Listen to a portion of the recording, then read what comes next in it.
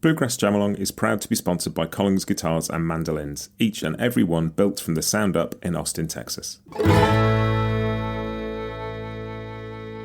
Bluegrass Jamalong is also brought to you by Token Picks, individually machined guitar and mandolin picks to bring out the best in you and your instrument.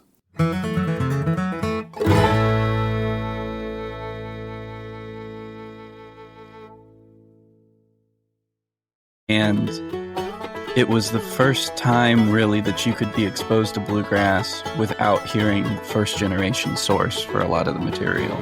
Like you were hearing people professionally perform covers of the music. And that changes how, you're hearing their interpretation of something. And so that immediately is going to cause a lot of growth and change in the music. Hi, this is Matt, and you're listening to Bluegrass Jamalong, the podcast for anyone and everyone who loves bluegrass.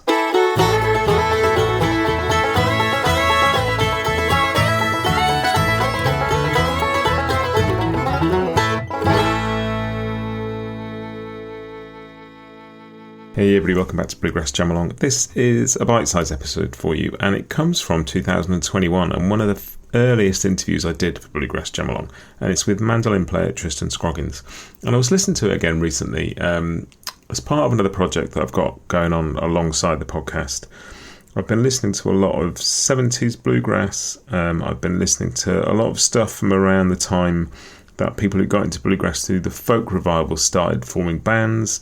Ties in with the episode I did with Missy Raines recently about Seldom Seen, and just that period where people who hadn't necessarily grown up in Appalachia and grown up in a bluegrass tradition were starting to get involved with the music, and lots of questions around kind of what's authentic and how people from different backgrounds approach the music. And I remember Tristan being really fascinating about that kind of stuff, so I went back and I had a re-listen, and I wasn't disappointed, and I wanted to pull a little chunk of it out and just put it out as a bite-sized episode. A bit that I'd found particularly interesting, but just conversations around all of that kind of thing. I won't over-explain it, I'll leave you to have a listen. But this came from a longer interview, and I'll stick a link in the show notes in case you want to go back and check that one out as well. Tristan's fascinating sort of, obviously musician, but also just a writer and thinker and talker about all of this stuff. So it was a delight to listen back to the full interview as well. But I will leave you to have a listen and see what you think. This is Tristan Scroggins.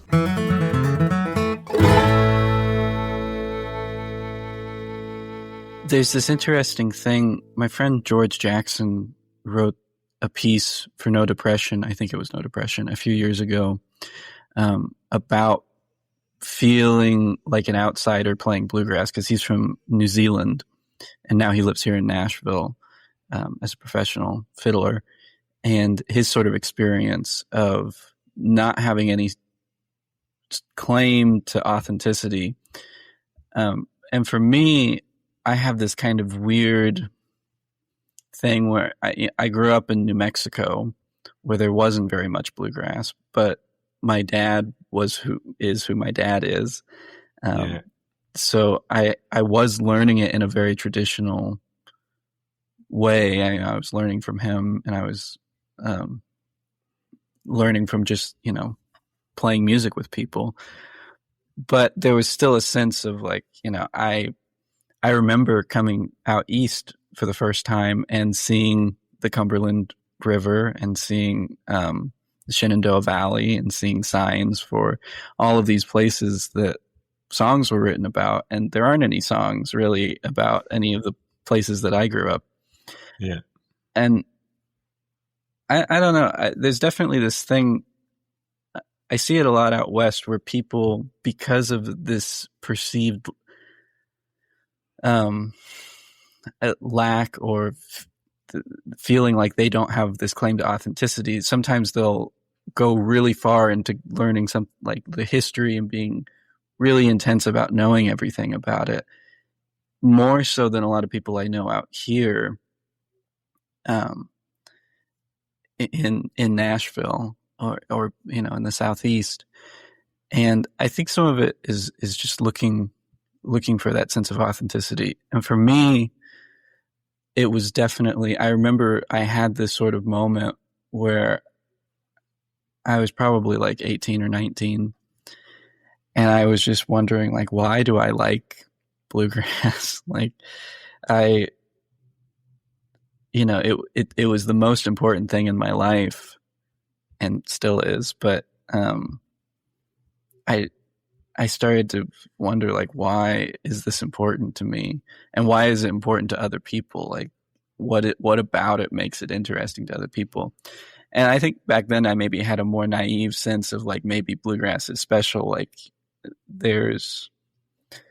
I traveled a lot and been to, like, the UK and been to Norway and France and Canada and all these places where there was people who loved bluegrass. Like, and like, I was really curious what the thing that was drawing them to it was. And I don't know that there's anything particular about bluegrass, because there's also people in all those places that like jazz, and there's people here that are really into Scandinavian folk music. So, but that sort of curiosity led me, to just sort of want to learn about all that history. And I just got kind of obsessed with learning about it.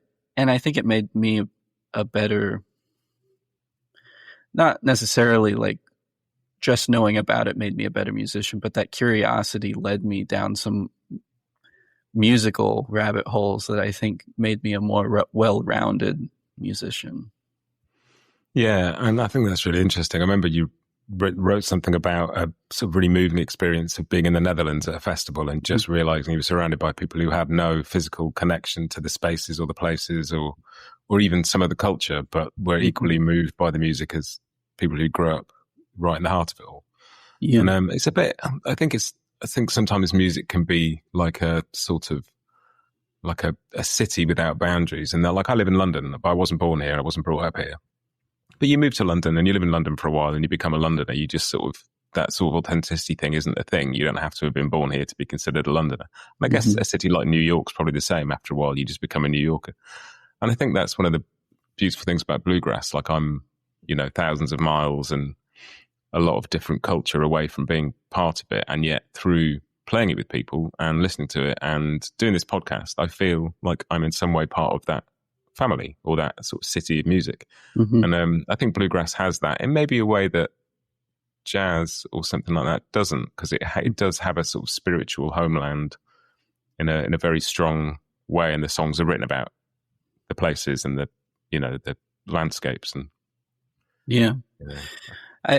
one of my favorite things about going to IBMA, which is notable because IBMA has pretty deliberately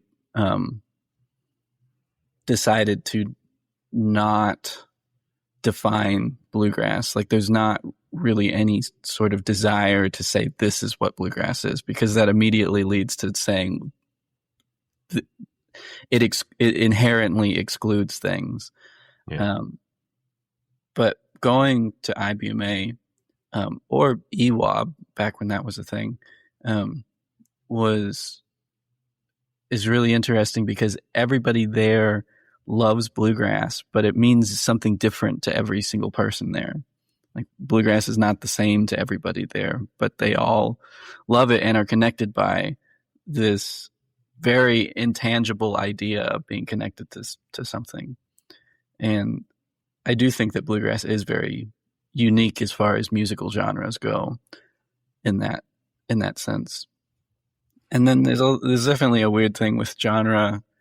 I think about it a lot. Like, with book genres, there's a little bit more, like, you can be a little bit more clear cut about something being science fiction or a mystery or whatever. But musical genres are very much just classifications meant to sell albums. Like, it's just how to put something in a bin that a person who's going to buy it is most likely going to find it. And so while we can sort of retroactively look at a time period of bluegrass and define it based on that, again, with John Weisberger, I'm going to sort of misquote him because I can't remember exactly, but his sort of idea about it is that if it's music that was performed with the intent of being bluegrass, was sold with the intent of being bluegrass, and bought as bluegrass, then it is bluegrass. Like it is all sort of based on this collective idea of what it is. To put an inherent marker on what makes something bluegrass or not, it doesn't work, because immediately it turns into, well, it has to sound like this, but then you have things like those albums of Bill Monroe and Doc Watson playing together that don't really fit that mold, or a lot of Doc Watson stuff that, like, not everything he did was bluegrass necessarily, but a lot of it was, but a lot of it didn't, broke a lot of the rules that people would ascribe to bluegrass and things like that. Yeah, totally. And I spent years working in record shops and like bookshops back in the day, and it is exactly what you say. It's marketing. Like, genres are marketing. They don't tell you what's going to be in the thing when you open it. And with a book, you do get instances where people will slap a different cover on a book and sell it as an adult version or a young adult version, like a teen book, or like the Harry Potter books or Philip Pullman or whatever. But yeah, like in music, I remember we'd be there sort of debating for hours. Do we put Steve Earle in country or rock? Like, where do we put him? And I remember going to see him, years ago, and him saying, I'd love coming to the UK because nobody cares really what my music is. They just like it or they don't. And, said back home, people can get a little bit obsessed with whether I'm country or not. He said, it doesn't really matter, I mean, Steve Earle never said anything quite that gently, but, that's a good point. Then you end up with an R.E.M. album that says on the spine, "File Underwater," because they were just like, we're not going to tell you where to put this. Yeah. Yeah. And I think that I could go on a pretty long tangent about my sort of ideas about this, but I do think that bluegrass changed in the 60s and 70s around what some people would call the third generation, other people would call the second, where you started getting a lot of, for lack of a better word, maybe outsiders, like people not in that tradition hearing the music. A lot of like middle class, northern and western, like college age kids, finding it through the folk revival. And a couple of things happened all at once, I think. One of them being that all these new bands started forming, and it was the first time really that you could be exposed to bluegrass without hearing the first generation source for a lot of the material. Like, you were hearing people professionally perform covers of the music. And that changes how, you're hearing their interpretation of something. And so that immediately is going to cause a lot of growth and change in the music.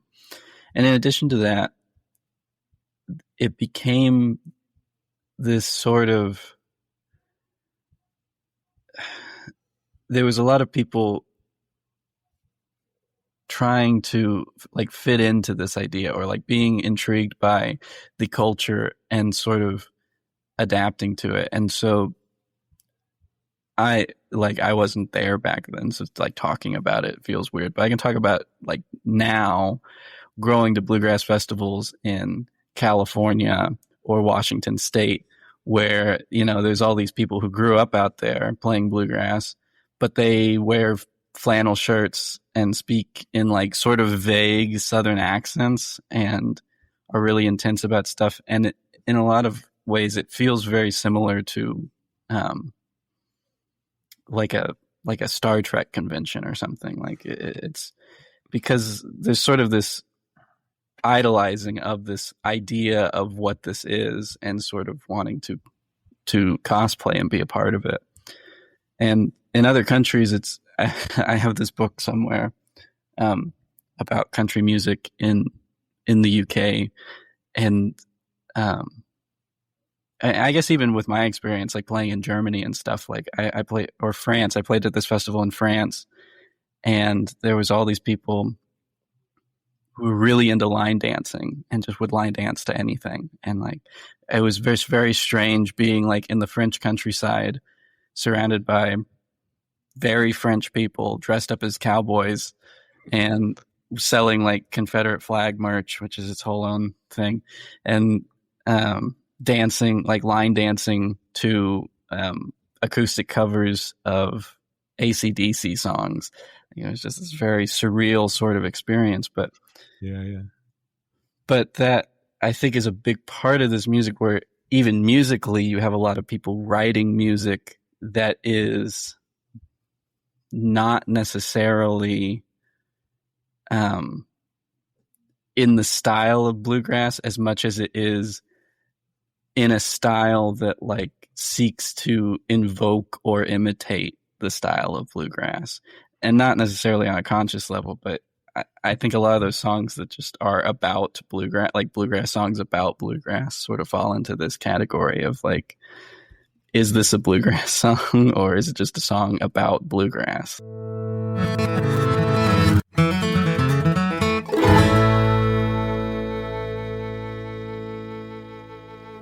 Bluegrass Jamalong is proud to be sponsored by Collins Guitars and Mandolins, each and every one built from the sound up in Austin, Texas.